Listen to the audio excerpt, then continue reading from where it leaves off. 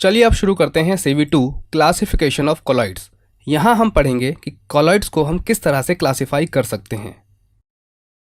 अब शुरू करते हैं क्लासिफिकेशन ऑफ कॉलॉइड्स।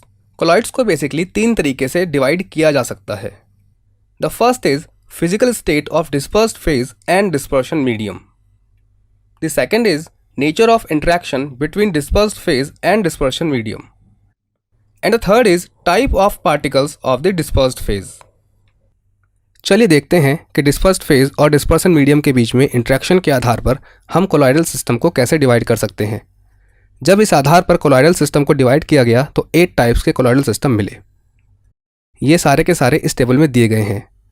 पहले कॉलम में डिस्पर्स्ड फेज लिया गया है, दूसरे कॉलम में डिस्पर्सन मीडियम लिया गया है, तीसरे कॉलम में टाइप्स ऑफ कोलॉइड दिए गए हैं और लास्ट वाले कॉलम में इनके एग्जाम्पल्स दिए गए हैं। स्टूडेंट्स, अभी आपने पढ़ा कि डिस्पर्स्ड फेज और डिस्पर्सन मीडियम के आधार पर 8 तरह के कोलॉइडल फेज होते हैं या कोलॉइडल सॉल्यूशंस होते हैं। चलिए अब इससे जुड़ी हुई कुछ इंपॉर्टेंट पॉइंट्स देख लेते हैं। पहला है कि गैसेस मिक्सचर्स होमोजीनियस होते हैं, इसलिए वो कभी भी कोलॉइडल सिस्टम का निर्माण नहीं करते हैं। द सेकेंड इज कि most of the biological fluids are aqueous sols, क्योंकि वहाँ पर सॉलिड्स जो होते हैं वो वाटर में डिस्पर्स्ड होते हैं।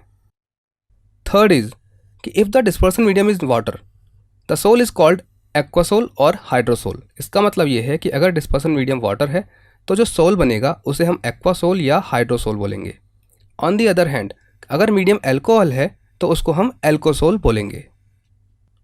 चलिए अब देखते हैं कि डिस्पर्स्ड फेज और डिस्पर्सन मीडियम के बीच में इंटरेक्शन के आधार पर हम कोलॉइड्स को कैसे क्लासीफाई कर सकते हैं। So there are 2 types of colloids, lyophilic जिसे सॉल्वेंट अट्रैक्टिंग भी बोलते हैं एंड लायोफोबिक जिसे सॉल्वेंट रिपेलिंग भी बोलते हैं। अगर यहाँ पर हमारा डिस्पर्सन मीडियम वाटर है तब लायोफिलिक को हम हाइड्रोफिलिक बोलेंगे और लायोफोबिक को हम हाइड्रोफोबिक बोलेंगे। चलिए पहले समझते हैं लियोफिलिक कोलॉइड्स के बारे में। यहाँ पर डिस्पर्सन मीडियम है और डिस्पर्स्ड फेज है, यानी कि सॉल्वेंट है और सॉल्यूट है। अगर हम इन दोनों को सिंपली मिक्स कर दें तो हमें कोलॉइडल सॉल्यूशन मिल जाता है। अब अगर इस कोलॉइडल सॉल्यूशन को हम एवेपोरेट कर दें तब कोलॉइडल सॉल्यूशन डिस्ट्रॉय हो जाता है। अब अगर इस डिस्ट्रॉयड कोलॉइडल सॉल्यूशन में थोड़ा सा सॉल्वेंट फिर से ऐड कर दें तो हम देखते हैं कि फिर से कोलॉइडल सॉल्यूशन ईजिली बन जाता है। तो अब यहाँ पर हम क्या कंक्लूड कर सकते हैं कि सॉल्यूशन यहाँ पर ईजिली बन गया, ये रिवर्सिबल था क्योंकि एक बार डिस्ट्रॉय हुआ और फिर से बन गया, ये बहुत स्टेबल होता है और ये जल्दी से कोगुलेट नहीं होता है। चलिए अब समझते हैं लायोफोबिक कोलॉइड्स के बारे में। यहाँ पर हमने फिर से डिस्पर्सन मीडियम और डिस्पर्स्ड फेज लिया है, यानी कि सॉल्वेंट और सॉल्यूट लिया है। अब अगर हम इन दोनों को सिंपली मिक्स कर दें तब हम पाएंगे कि कोलॉइडल सॉल्यूशन नहीं बनता है। यहाँ पर हमें इन दोनों को हीट करना पड़ता है। अब अगर इस कोलॉइडल सॉल्यूशन को थोड़ी देर के लिए रखा जाए तो हम पाएंगे कि कोलॉइडल सॉल्यूशन डिस्ट्रॉय हो गया है। अब इस डिस्ट्रॉयड कोलॉइडल सॉल्यूशन में अगर हम थोड़ा सा सॉल्वेंट ऐड कर दें तब दोबारा से कोलॉइडल सॉल्यूशन ईजिली नहीं बनता है। तो अब हम यहाँ पर क्या कंक्लूड कर सकते हैं कि ये ईजिली फॉर्म नहीं होता है, लायोफोबिक कोलॉइड इरिवर्सिबल होता है, अनस्टेबल होता है और इसीलिए बहुत जल्दी कोगुलेट हो जाता है। चलिए अब देखते हैं classification based on types of particles of the dispersed phase. इस आधार पर कोलॉइडल सिस्टम 3 तरह के हो सकते हैं। The first is multi molecular colloids, the second is macromolecular colloids and the third one is associated colloids जिसे हम मेसल्स भी कहते हैं। चलिए सबसे पहले समझते हैं कि मल्टी मॉलिक्यूलर कोलॉइड्स क्या होते हैं।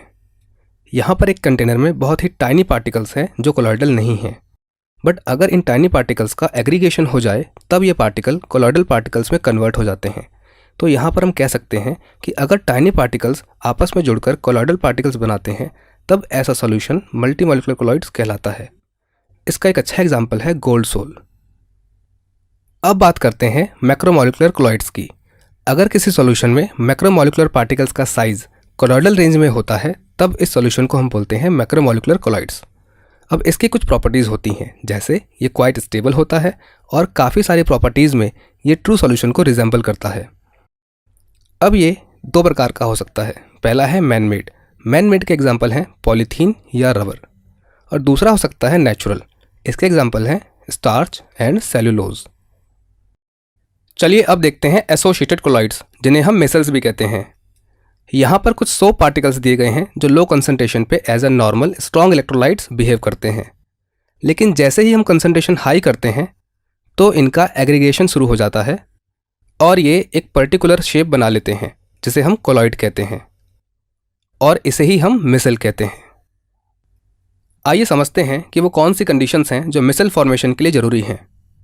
The first is craft temperature. क्या आप जानते हैं कि व्हाट इज़ क्राफ्ट टेम्परेचर? चलिए देखते हैं। बेसिकली क्राफ्ट टेम्परेचर वो टेम्परेचर होता है जिसके ऊपर मिसल फॉर्मेशन होती है।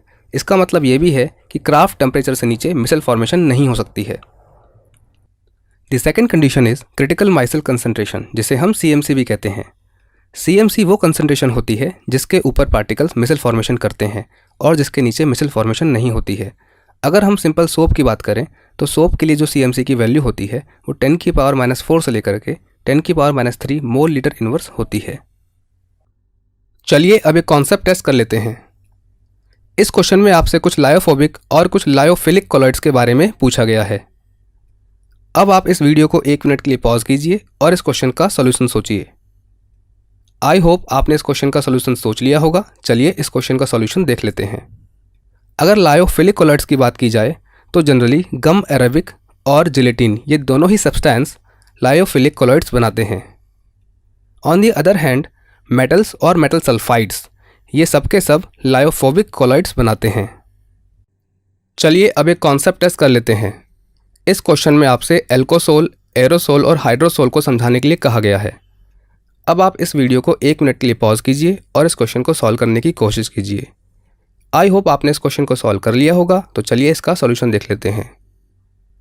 यहाँ पर हमने 4 कॉलम्स लिए हैं। सबसे पहले है टाइप ऑफ कोलॉइड, उसके बाद है डिस्पर्स्ड फेज, फिर है डिस्पर्शन मीडियम और उसके बाद है उसके एग्जाम्पल्स। सबसे पहले बात करते हैं एल्कोसोल की। यहाँ पर डिस्पर्स्ड फेज कोई भी सॉलिड हो सकता है, डिस्पर्सन मीडियम एल्कोहल होता है और इसका एग्जाम्पल है एनी सॉल्यूशन जो कि एल्कोहल में बनाया गया हो। उसके बाद बात करते हैं एरोसोल की। यहाँ पर डिस्पर्स्ड फेज सॉलिड होता है, डिस्पर्सन मीडियम गैस होता है और इसका एग्जाम्पल है स्मोक। अब बात करते हैं हाइड्रोसोल की। यहाँ पर भी डिस्पर्स्ड फेज एनी सॉलिड हो सकता है और जो है यहाँ पर डिस्पर्सन मीडियम वाटर होता है और इसका एग्जाम्पल है एक्वस सॉल्यूशन कोई भी।